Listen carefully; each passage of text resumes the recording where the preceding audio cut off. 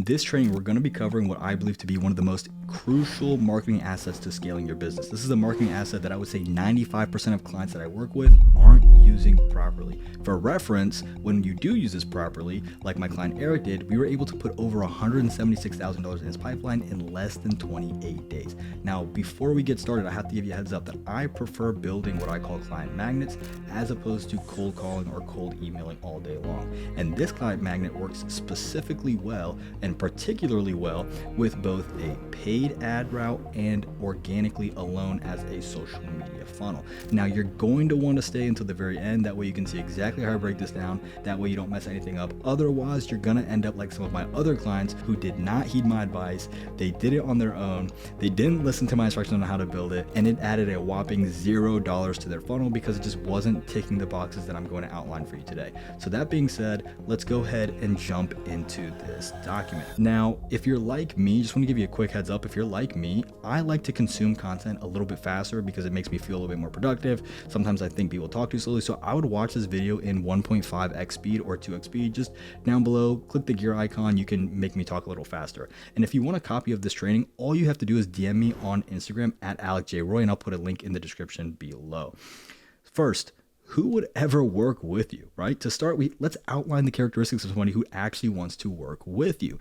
Number one, these are the four categories or four characteristics of what I have found that people actually want to work with. Number one, they need to have the capability to afford your services. Number two, they need to have a need for what you're offering. Number three, they need to agree with your approach to solving this issue or this bottleneck within their business. And then number four, they need to trust you enough to give you their money. As you'll see, this mysterious marketing asset is actually going to satisfy all four of these in one piece of content. And this is why I think creating social media content that attracts qualified clients converts significantly higher than outbound efforts. If you look at what HubSpot says, they found that outbound efforts convert on average at 1.7%. Meanwhile, inbound efforts convert on average at 14.7%. That's almost 10 times higher, right? Again, I'm using my army math, so bear with me. But this approach or this way of using social media, it's natural and it satisfies the search intent of the lead, because if you didn't know, social media engines are also search engines, right? And basically what that means is that you put yourself and you put your brand and you put your content in a position to where your content is in the right place. So when the lead goes looking for what you're offering, whether they know you or they don't know you, they're going to find a solution in your content at any time, right? Because if I'm asleep, YouTube is running 24/7. TikTok is running 24/7. Instagram, Facebook, they're all running 24/7. So how do we accomplish all four of these steps, right? Having the capability to afford your offer, they have the need for your offer, they agree with how you solve within your offer, and they trust you enough to give you money for your offer. How do we accomplish all four of these steps to essentially increase the number of qualified leads coming into your pipeline? Well, let's look at revenue generating mediums. There are three mediums when it comes to generating revenue: the offer, the marketing claims, and the sales. So here's a very simple illustration to show you where the pressure to generate revenue falls, right? It should fall, number one, on the offer. If the offer doesn't do well, and you can see here, a good offer sells itself. A bad offer relies heavily on marketing. So you can see it goes to one and then it jumps over with two. Now, let's say you have good marketing. Good marketing puts money in the pipeline. But what happens if you have bad marketing? Well, we move over to sales, right? Bad marketing relies heavily on sales. Ask any salesman who's had a bad offer, bad marketing, they have to do the door-to-door sales, right? A lot of pressure, right? Now, good sales will put money in the pipeline, but bad sales means no money. So sales is truly the last frontier, if you will. A good offer is better than good marketing, but good marketing is better than good sales, because essentially there's less work having to be done. And if you have a good offer, then the marketing and the sales should simply boil down to sharing what that offer is and then answering any follow-up questions. And if you don't believe me, ask any salesperson how easy it would be to sell exactly what the prospect wanted. Imagine the prospect has some kind of an objection and the offer is already built in to handle that objection, not by having some smooth, reply or talk off or objection handling, but because it's exactly what they want in the way they want it, right? It's so much easier to sell. So let's now look at the most important marketing asset. And what is this mysterious marketing asset, right? Well, if you want a piece of content that is going to naturally attract attention, you need to satisfy a few requirements. Number one, it needs to tell a story. Number two, it needs to share social proof. Number three, it needs to have emotional and logical appeals. And number four, it needs to create a desire for the offer or demand for the offer naturally. It cannot be forced. It cannot be over the top, right? So let's look at these 4 characteristics more in depth. Storytelling. You need to leverage storytelling in your marketing if you want viewers to connect with you and with your offer. You can't just make an appeal to logic, right? This is something that a lot of the male clients I work with, they're just like, well, the numbers are there and this makes sense. It's not that we don't want logic, but we can't just use logic. You need a logic and emotion, right? So you can't just make an appeal to logic. You need the emotion, you need the journey, you need the brand behind it, the story behind the brand, right? And let's look at some stats that reinforce this concept. 92% of consumers want brands to make ads that feel like a story. 92%. 55% of consumers are more likely to remember a story than a list of facts. 68% of consumers say that brand stories influence their purchasing decisions. Companies with compelling brand stories have a 20% increase in customer loyalty, and 64% of consumers make a purchase after watching a branded social media video. We're only a quarter of the way through, right? And if you want to read up on the article that has this information, again, if you want this, just DM me, Instagram at AlecJRoy. All I ask is that you're sub to the YouTube channel and then hit me up on IG. Next, we need social proof. You need to show how your offer has helped others. Social proof provides tangible proof of concept. So proof of concept is basically saying, this works. Social proof is giving tangible proof of concept, saying, I have proof that this works because it worked in the past, right? It takes a step past showing the offer, and it shows how this impacted people, both directly within their business and indirectly outside of their business, right? Making money in your business is going to help you indirectly. Maybe it relieves some financial pressure. Maybe you're sleeping better. You have a better relationship with your spouse, right? So you need social proof that shows that. Let's look at some more just absolute brain numbing stats that absolutely blew me away, right? And if you're a business person like me, maybe this stuff is going to bore you to death, but if you are truly in business, these stats are like really, really cool, right? 92% of consumers feel hesitant to buy when there are no customer reviews available. This isn't just products, this is products and services. This is offers, digital offers, right? 88% of Gen Zs and millennials use social media to research products they're interested in buying. This is most of who you're targeting, right? Most of who you're targeting are going to be people, maybe not so much Gen Zs if you're working in the B2B space, but they're going to be millennials, a lot of millennials. And you'll see a lot of older people, older than the millennial age range, I'd say, are moving into social media, right? 87% of consumers would not consider a business if it had less than a 3-star average rating. Now, maybe you don't have a Google business profile, maybe you're not collecting ratings, but if you don't have client testimonials that are screaming 4 or 5-star reviews and great experiences, then it's going to hurt you, right? 79% of consumers have watched a video testimonial to learn more about a brand or product. And you're going to see that video testimonial is going to actually be tied into this marketing asset. And you're going to see why the asset I'm showing you is actually significantly more powerful than a video testimonial. 75% of marketers believe that user-generated content makes their marketing more engaging. If you don't know what UGC is essentially all that stuff you see over TikTok where somebody's like, let's unbox this product, or here's my experience. It's when the client or the customer makes content. And so what you're going to see is this marketing asset is actually going to combine the video testimonials with the UGC content in a really, really cool way. And again, here's another link if you want to check it out. And you can see these links are pretty up to date, right? These stats were pulled from, I want to say 2020, middle of 2023. And then these were pulled, again, I think the same time frame. Emotional and logical points. I touched on this a little bit, but let's jump back in. You need to heavily leverage the emotional drivers and motivators alongside their logical points. Let's look at what the Harvard Business Review says. And this is a pretty recent article. Again, I've linked it here, but let me go ahead and read a direct quote for you. We find that customers become more valuable at each step of a predictable emotional connection pathway as they transition from 1, being unconnected. So think about like the ADA framework, right? Or whatever marketing framework. So they go from 1, being unconnected, 2, being highly satisfied, 3, perceiving brand differentiation, 4, being fully connected. Now, what is the importance of these 4 steps, right?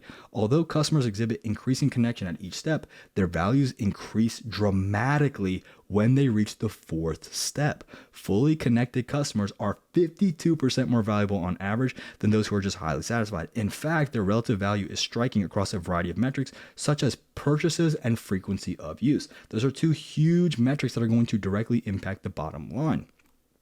And again, there's the article there from the Harvard Business Review. And then, you probably already saw, I got a cringy meme coming up just for you guys. But then the 4th component is it needs to create natural desire and demand. You do not want to force a sale. This is not Wolf of Wall Street, okay? There's no forcing sales. There's no scamming. If that's you, go ahead and just leave the video.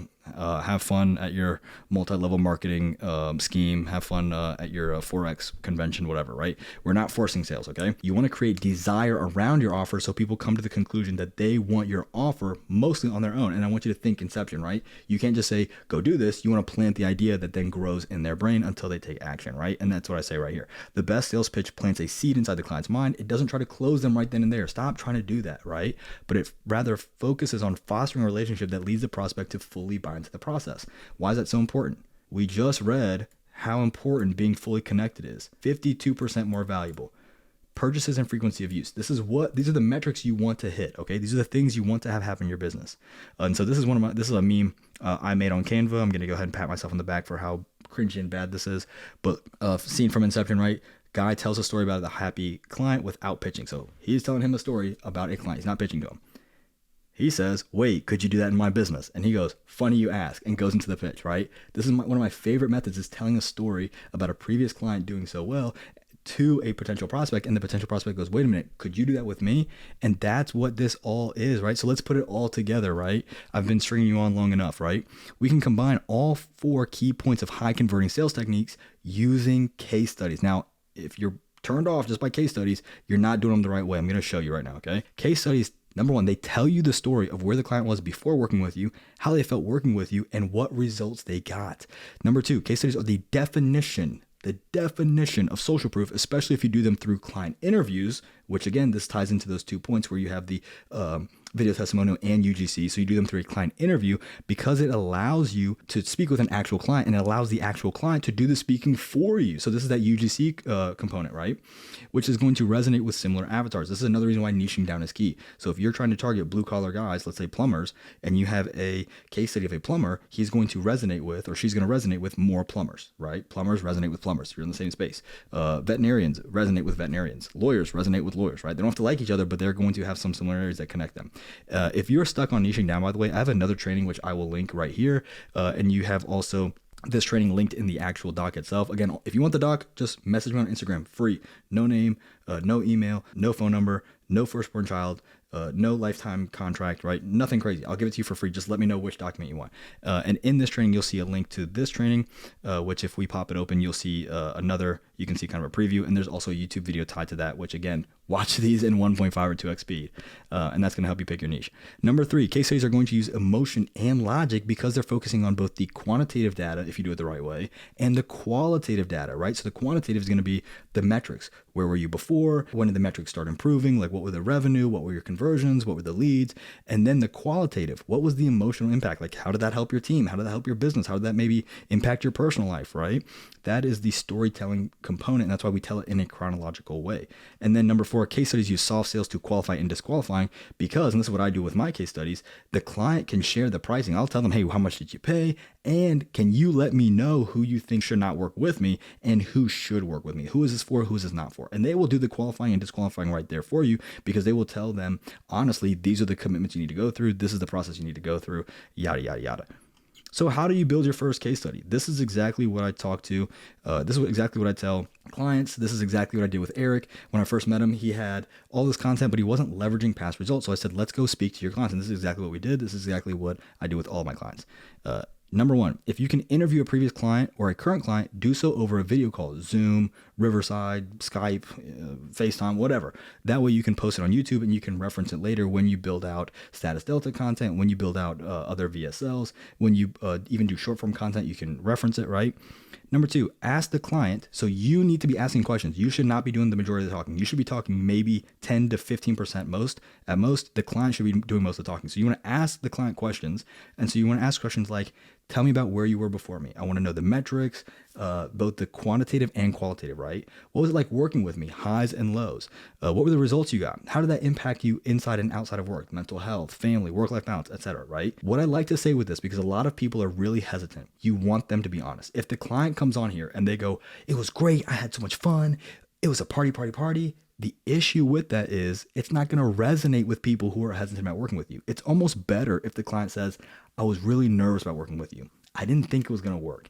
I was really hesitant. I regretted it the minute I swiped my card, because what that's going to do is that's going to resonate with people who feel the same way. And then when they show these results and how much better it was, that's going to kind of put those nerves at ease. So this is why it's so crucial. When you go to do these client interviews, do not tell the client, hey, be super happy, make me look good. No, tell the client, I want you to be honest. Don't hold anything back.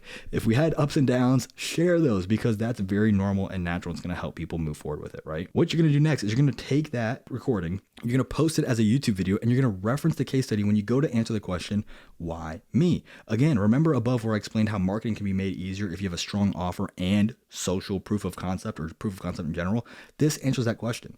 If it becomes you versus your competitor, you want to say, this is why me, as opposed to them. I've done this before. And then your marketing asset becomes more effective than just a testimonial. How many times have you seen a testimonial and they're like, where's my phone? Let me see. How many times have you seen a testimonial and they'll be like, hey, Bill was awesome, Alec was awesome, and you should go work with him.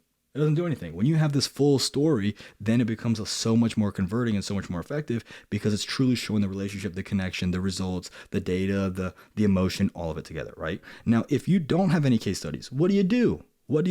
Well, then you need to focus on getting a case study. That should be the number one marketing asset that you focus on getting. That should be the next focus 100%. Here's exactly how I'd recommend getting your next few clients to generate and leverage those case studies. If we pop this open, really quick, this is another training that I have. You can find this on YouTube very easily, very quickly.